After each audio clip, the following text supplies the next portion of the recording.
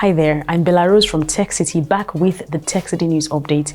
In the news today, the U.S. Department of Justice has arrested a Nigerian and an Ogun State government aide for allegedly defrauding the Washington State ESD of $350,000 and up. Also, the Nigerian Immigration Service has halted the processing of passports until next month, and Apple is out with a new set of products in its lineup.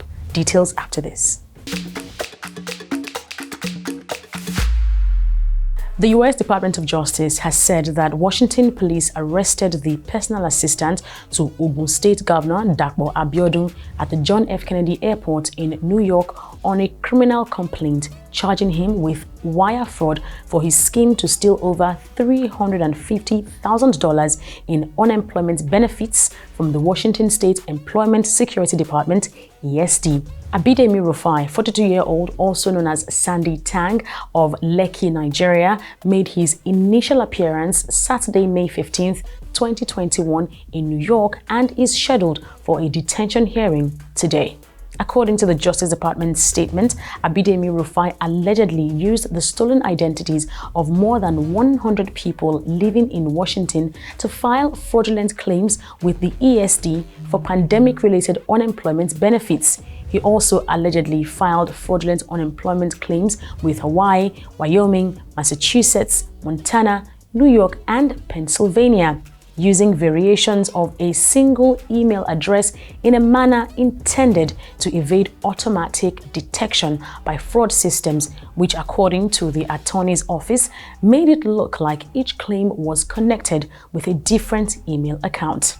Abidemi Rufai caused the fraud proceeds to be paid out to online payment accounts such as Green Dot accounts or wired to bank accounts controlled by money mules, basically people who agree to transfer or keep stolen money on behalf of others through their bank accounts. Some of the proceeds were then mailed to the Jamaica and New York address of Abidemi Rufai's relatives. Later, law enforcement determined more than $288,000 was deposited into an American bank account controlled by Abidemi Rufai between March and August 2020. Acting U.S. Attorney Tessa Gorman said they first got reports of the fraud in April 2020 and tracked Abidemi for stealing endemic relief funds, adding that this is the first but will not be the last significant arrest in their ongoing investigation of ESD, Employment Security Department fraud. Wire fraud is punishable by up to 30 years in prison when it relates to benefits paid in connection with a presidentially declared disaster or emergency, such as the COVID-19 pandemic. Now, while the attorney's office maintains that charges contained in the complaint against Abidemi Rufai are only allegations and that a person is presumed innocent unless and until he or she is proven guilty beyond reasonable doubt in a court of law, Nigerians have reiterated the need for young, hardworking Nigerians not to measure success by flashy Instagram posts or motivational quotes, and many Twitter users have prevailed upon the Ogun State government, with whom Abidemi works, to suspend him, which the chief press secretary to the government has said they have. Kunle Shomorin also added that the law should take its course and that Rufai answered the charges against him. Elsewhere, the Nigerian Immigration Service (NIS) has ordered the suspension of processing of new passport applications in all passport offices nationwide.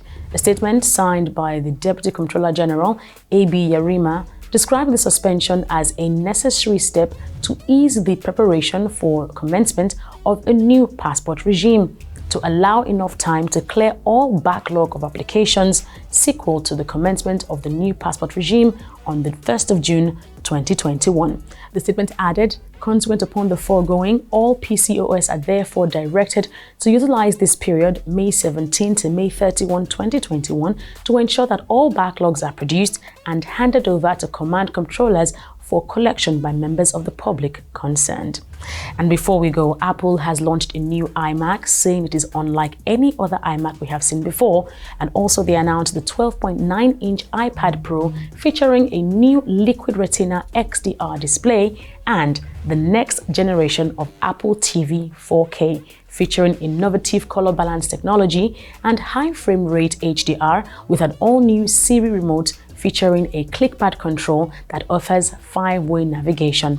According to Apple, the iMac features a much more compact and remarkably thin design, and of course has the breakthrough M1 chip for powerful performance and a 4.5K Retina display, adding that the iPad Pro is the fastest device of its kind with 5G and Thunderbolt support. It says opens up a massive ecosystem of high-performance accessories and an all-new ultra-wide front camera which enables center stage, a new experience for video calls that automatically keeps users perfectly framed in the shot.